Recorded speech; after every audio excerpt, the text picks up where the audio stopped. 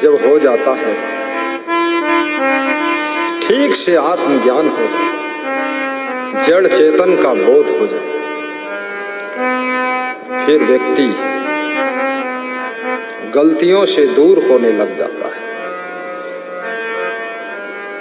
बुराइयों का मैल धुलने लग जाता है,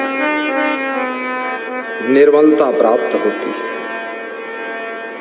बस स्वयं का बोध होना चाहिए, मैं कौन हूं।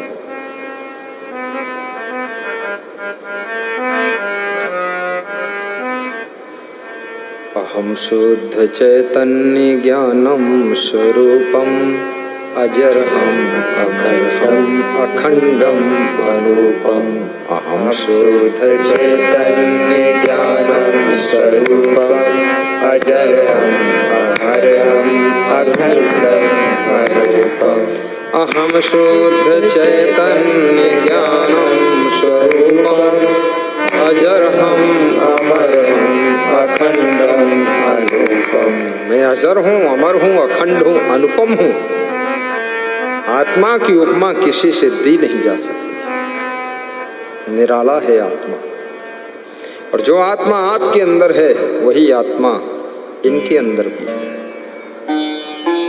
लेकिन जिसने अपने को पहचाना नहीं, वो इस माया मोह में फंस जाता है, नशा व्यसन में डूब जाता है, विषय विलास का कीड़ा बन जाता है, काम क्रोध लोभ मोह में रात दिन जलता रहता है, अहंकार की चक्की में पिसता रहता है, बहुत दुखी रहता है। कितनी महिलाओं को देखा गया, वो सुबह से शाम तक रोती रहती है, रात में भी जब जागती हैं तो फिर रोती है, 1 बजे रात को रोना शुरू करती, छत पे बैठ के रोती, बहुत पागल है। पूरा गांव सुनता है, रात में सन्नाटा है, शांति वातावरण है, छत पे बैठ के रो रही। ओहो, और फिर सेंटेंस भी सुनाती है कि हमारे बप्पा रहे बहू मर गए अब दैया रे। पड़ोसी भी घबरा जाता रात में कि ये चुड़ैल है कि भूत प्रेत है, कौन रो रहा, कौन बोल रहा, क्या बात है। 2 महीना भये अम्मो मरी गई है दैया रे, अब हमार पति बीमार पड़ रहा है, यह मर जाई दैया रे, हाय रे। बहुत पागल औरत है, ऊपर रो रही, छत पे बैठी, उधर नीचे बैठ खाम खा ऊपर रोती, दरवाजा बंद कर। ये रोने का विषय है, ज्ञान नहीं है, संसार मृत्युलोक है, तेरे माँ बाप कोई अजर अमर विनाशी है, यहाँ मरने के लिए ही सब पैदा हुए हैं। जिसका जन्म हुआ है सिर्फ मरने के लिए हुआ है, और जन्म और मरण के बीच में जो टाइम है जिसको जीवन कहते हैं, उस जीवन में जो कुछ करना है कर लीजिए, करने का अवसर मिला है। बाकी आप सोचो कोई यहाँ अमर रहेगा नहीं। बस बहुत अच्छा, इस बात पर खुश होकर के वो आदमी 50 रुपये दिया, दैया रे मैया रे। बहुत बड़ी बात है, ये रोने से काम नहीं होगा। मृत्यु लोक है, समझो। आत्मज्ञान का मतलब इतना ही नहीं कि मैं आत्मा हूं, अमर हूं, बस हो गया। आत्मज्ञान का मतलब फिर आत्मा का ज्ञान भी तब ज्ञान माना जाता है जब मन का ज्ञान हो, इंद्रियों का ज्ञान हो, शरीर का ज्ञान हो, संसार का ज्ञान हो, जगत की वस्तुओं का भी ज्ञान हो, जड़ तत्वों का ज्ञान हो, और आत्मा का ज्ञान हो, चेतन का ज्ञान हो, जीव का ज्ञान हो, जड़ चेतन निर्णय का बोध हो, तब समझ लो कुल मिला के आत्मज्ञान माना जाता है। ऐसे केवल तुम किसी को समझा दो कि तुम अमर आत्मा हो, बस ऐसे कुछ नहीं होगा। फिर मौका आएगा तो बहुत चिल्लाएगा, बहुत दुखी होगा। पूरा ठीक से समझना पड़ेगा। नाशमान संसार है सो तो ठहरे नाहि, तासु मोह न कीजिए यह निश्चय मन माही। सब जगत नाशवान है, और मृत्यु के बारे में भी ज्ञान। देखिए ज्ञान बहुत विशाल है, ज्ञान समुद्र है। जस विशाल भव सिंधु है तस विशाल भवयान, जस विशाल यह जीव है तस विशाल गुरु ज्ञान। गुरु का ज्ञान भी बहुत विशाल है। कैसे? आप जिस दिन जन्म होता है उसी दिन से तुम मरना शुरू कर देते हो। लेकिन ये बात ना तुमको पता है, ना तुम्हारे माँ बाप को पता है, ना भाई बहन को पता है। कुल 100 वर्ष की पूंजी तुमको मिली है और जिस दिन जन्म हुआ है 10 वर्ष तुम जी चुके हो, यानी 100 वर्ष में 10 वर्ष खर्च कर चुके हो, 100 वर्ष में 10 वर्ष मर चुके हो। चाहे कहो तुम 10 वर्ष हम जी चुके हैं, चाहे कहो 10 वर्ष हम खर्च कर चुके हैं, चाहे कहो 10 वर्ष हम मर चुके हैं, चाहे कहो 10 वर्ष हम कम हो चुके हैं, कुछ भी कहो, अर्थ एक ही। 100 वर्ष में 10 वर्ष कम। आ जाओ, आने दो, कौन रोक? अरे ये तो चलता रहेगा, यही तो आत्मज्ञान है। हाँ। देखो छोटा बच्चा देने आया है कि सत्य ज्ञान दिया गुरुवर तुमने। जन्म से ही ये कार्यक्रम प्रारंभ है। टुकुर टुकुर देख रहा है कि मामला क्या है, मेरा बाप डब्बे में क्यों डलवा रहा है। बच्चा भी सीख रहा है, उसको संस्कार मिल रहे। तो ये जिस दिन से जन्म होता है उसी दिन से मरना शुरू हो जाता है और किसी को पता नहीं। अज्ञानता का पर्दा छाया हुआ है और धीरे धीरे धीरे धीरे 100 वर्ष की पूंजी सब खत्म हो जाती है। जिस दिन तुम्हारे पास 100 रुपया है, आज 10 रुपया खर्च कर दिया तुमने और 10 रुपया रोज खर्च करते हो तो 10 दिन में सब खर्च हो जाएंगे। 10 दिन बाद जीरो हो जाएगा। जीरो का मतलब कुछ नहीं। तो यही बात, 100 वर्ष की उम्र है, अब रोज खर्च हो रही है। एक दिन एक रात, एक दिन एक रात, एक महीना, एक साल, खर्च करते करते 100 वर्ष की आयु की पूंजी पूरी खर्च होने के बाद सब पूंजी खत्म हो गई, तब तुम्हारी मृत्यु हो गई। तब लोग रोते हैं। कोई नहीं रोता है। तुम 80 साल खर्च कर चुके हो, 80 साल मर चुके हो, 80 साल कम हो चुके हैं सारी उम्र में, कोई नहीं रोता, कोई दुखी नहीं होता है। सब खुश हैं, कहते हैं हमारे पापा 80 साल के बड़े हो गए और माँ बाप कहते हैं हमारा लड़का 50 साल का होगा, बहुत बड़ा होगा। ये नहीं पता है 50 साल का छोटा हो गया है, अब 50 साल कम हो गए, 50 साल मर चुका है, 50 साल घट चुके हैं, अब आगे और जो कुल पूंजी है उतना और जिएगा, फिर खत्म। कौन रोता है इसको? ये सब माया मोह है। एकदम मृत्यु नहीं होती है, धीरे धीरे धीरे धीरे होती है।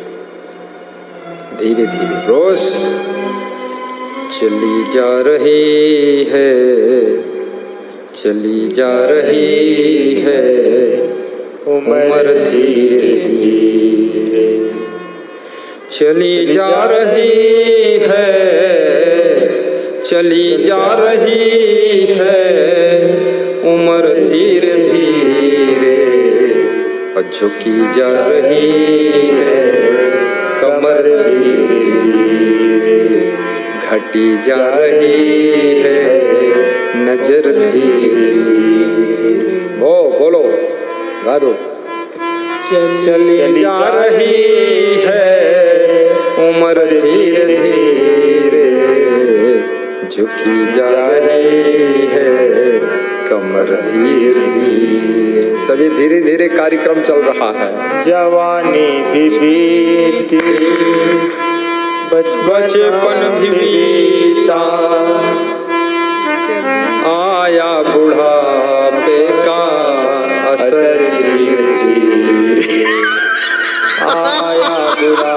रविंदास बहुत खुश हुआ, गुरुदेव जोड़ के सेट कर देते नहीं, इज्जत भी चली जाए। चली जा रही है उम्र, बचपन भी बीता, जवानी भी बीती, होगा असर, होगा बुढ़ापे का असर धीरे धीरे, चली जा रही है उम्र धीरे धीरे, उम्र धीरे धीरे।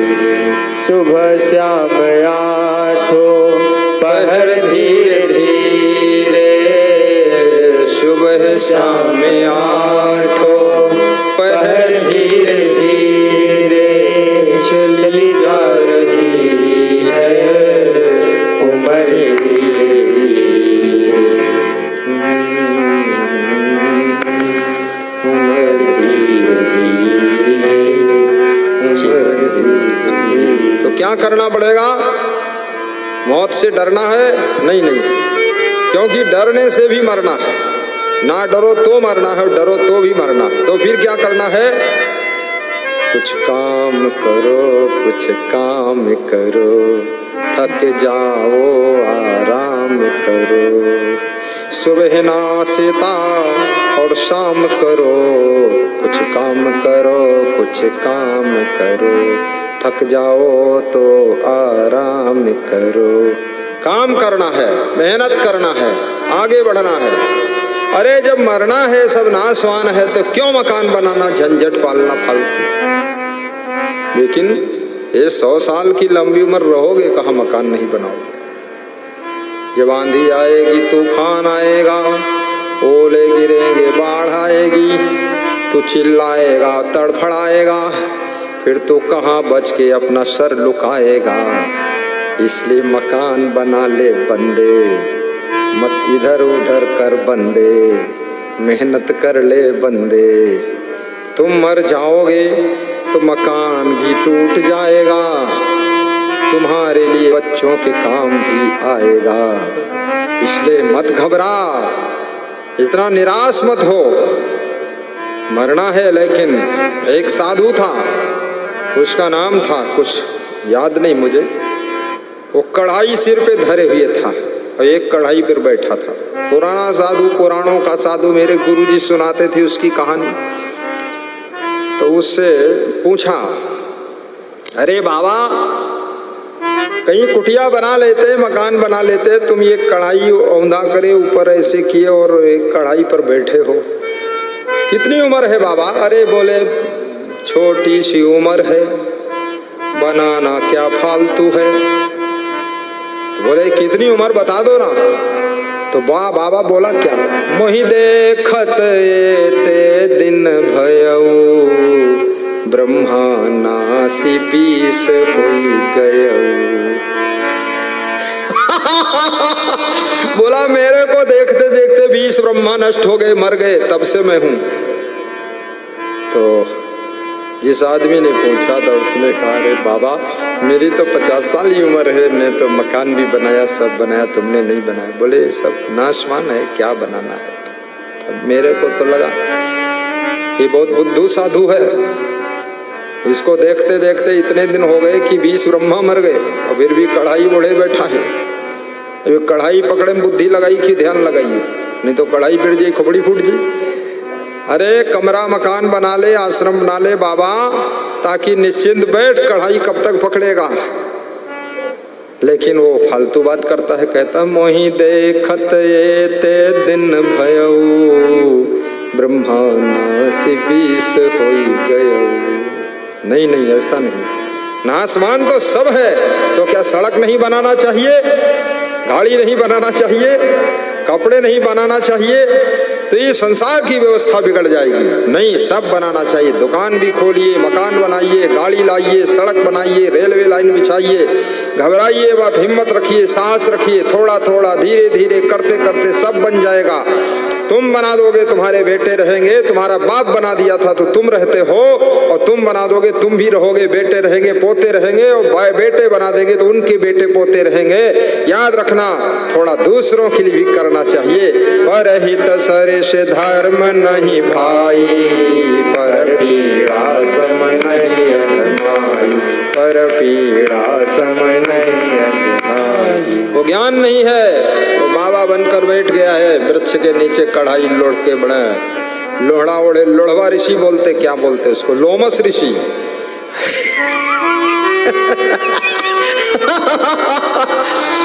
गलत है। ऐसे सुंदर घर बनाइए। कोई मौत का किसको पता है, बताओ।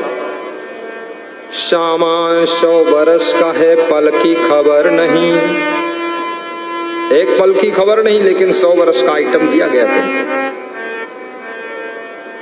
बहुत सुंदर मकान बनाओ।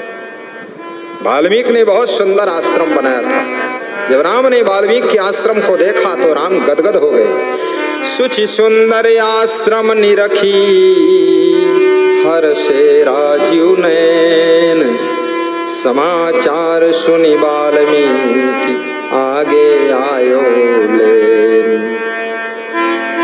शुचि माने पवित्र और सुंदर आश्रम देख करके भगवान श्री राम के नयन हर्षित हो गए, पुलकित हो गए, गदगद हो गए देखते ही, वाह क्या सुंदर आश्रम, पवित्र भी है, गंदगी नहीं यहाँ पर है, कोई मांस मछली नहीं खाता, अंडा मुर्गा नहीं खाता, हिंसा नहीं हो रही है और शुद्धता है, पवित्रता है, सफाई है, साथ साथ में आश्रम बहुत सुंदर भी है। देख करके भगवान खुश हो गए। इसलिए आश्रम भी सुंदर बनाओ, घर सुंदर बनाओ। कभी तुम्हारे घर में भगवान आ जाएं, गुरु महाराज आ जाएं तो देखकर खुश हो जाएं और तुमको आशीर्वाद देकर चले जाएं। इसलिए घर भी अच्छा बना रखें। इसी तरह की वीडियो देखने के लिए चैनल को सब्सक्राइब करें, बेल घंटी को दबाएं। वीडियो पसंद आए तो लाइक, कमेंट और शेयर करें।